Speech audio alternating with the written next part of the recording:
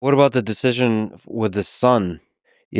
John give so much effort to make sure that Jack doesn't end up in a life of violence. And then it's very Godfather-like. Yeah. He's dragged back into it through revenge.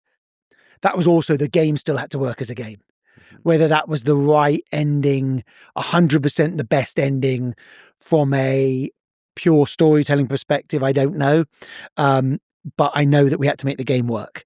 Oh, interesting. So it was, I think it kind of worked in that way where Jack can't escape, but I always also wanted a version of it where Jack did escape, but that wasn't, both were interesting to me. Can you just dig in a little deeper? Like, what do you mean for the game to work? It's such a direct, it's like a Kubrick talking about for this movie to work, it has to have, because from my perspective, I just think about the story. What's the technical aspect for the It's game just to work? the mechanical experience is you have an avatar you control and the games don't really end and you have to be able to wander around the world and do stuff. Mm-hmm. So at the end of the game, you had to be able to wander around with your fairly limited set of features, which is you can, run up to someone and punch them, or run up to someone and shoot them, or run up to someone and rob them, or run up to someone and talk to them.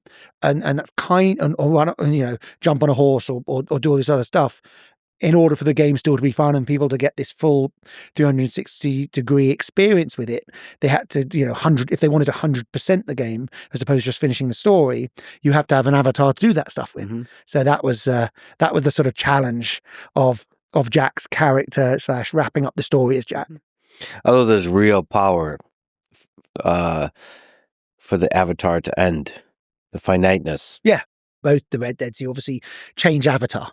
Mm-hmm. Which we got, and then did it again. I think there's something interesting about that moment when you change from one character to another, because they are you and they're not you, and then just suddenly you're someone else. Mm-hmm.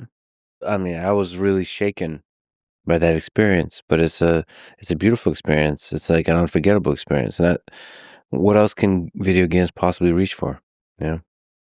That's to create that experience. That's what great films do. That's what great books do. It's that and the world building in games. I think the experience of being in this fake place and then taking on these narrative adventures, when that combines, you've got the amazing experience.